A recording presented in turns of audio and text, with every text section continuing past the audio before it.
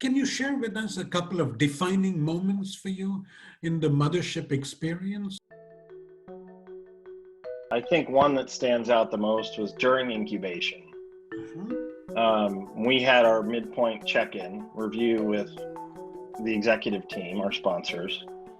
You know, there was this sort of angst in the room about, oh my God, we're not going to be able to show financial projections. We're not going to have, you know, what these guys are used to seeing within the big company. Why don't you have this yet? Well, one, because it's not part of the process, number one. Number two, anything that we would have developed at that point in time in the process would have been completely fictional, like almost not even worth talking about. So I remember that moment because there was, David, there was a tremendous amount of angst. And I remember just saying, look, they have to trust that what we're doing is the right thing to do, right? We've got to earn that trust. We have to continue to earn that trust. But that would probably be the first moment. One of the things you'll get into with the mothership, these large companies are compliance driven. They're risk intolerant for all the right reasons. Now, as a startup company, you know, we're about, you know, moving fast, and I won't use the 4-letter word, but breaking stuff, right? I think that still applies. And so the trick is in sort of balancing those things. So I think the second defining moment, and this continues, it doesn't go away, is sort of the first time where I said, you know, look, I understand and respect all of these protocols and policies and measures and ways you all do business. I get that it's important. But if we're to be successful, we need to be out at the furthest edge of the enterprise doing what we do best. And I think the middle ground looks something like, and this is how we've operated, that look, we will check your compliance boxes, but we're going to check them in a way that makes sense for our stage, for our scale. And to their credit, and I think what makes all of this work so well, in our case, with Surehand and Stanley Black & Decker, is the fact they have been patient, committed partners on this journey. And I think, frankly, that's made all the difference.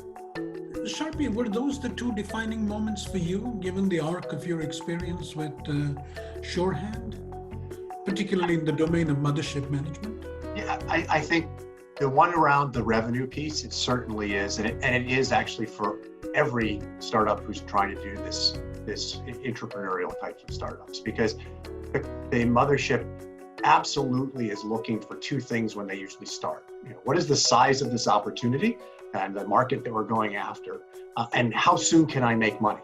And to Chris's point, the realization that anything we do is essentially made up until we can get ourselves into the market and find out what people are willing to pay, how they're willing to absorb the product, what they're willing to do with it, is truly that. It's just fiction. And we want to make sure that that's not a trap you get pulled into. Because as a person who's servicing or developing a startup for a big organization, once those numbers are on the table, you can't ever take them back.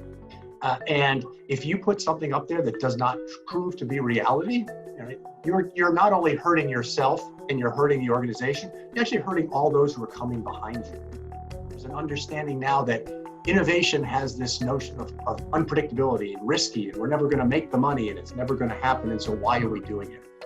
And so you actually hold an obligation not only for yourself, for the company you're trying to start, but for all those that are coming after. I do think that's an incredibly important and first interaction with the mothership. The other thing I would say that, you know, I agree with Chris that the notion of saying no the first time is always an interesting and challenging one. But I think the truest other point that he ran into was, as you get to the end, about what is it that the mothership does to help you roll from the idea and the funding into becoming reality out in the marketplace. The first time you're going to be a real business out there, interacting with customers, trying to get your pilot set up, getting things underway, and how they treat that whole transition in terms of time limits. Do they go and make you wait 6 months to get the money, or do you get actually and get going right away? You know, the interaction in terms of what do they do in terms of staffing? Do you get the people you need, or do you have to fight from day one on? And that transition is often very rough. And it is a defining moment in terms of, can you keep that momentum you started? Can they be there for you enough to prove their worth? And to Chris's point, I don't even like to say mothership management, I like to say mothership opportunity. Yeah. Can you take advantage of what they've got to offer? Because that's what makes you different than every other startup.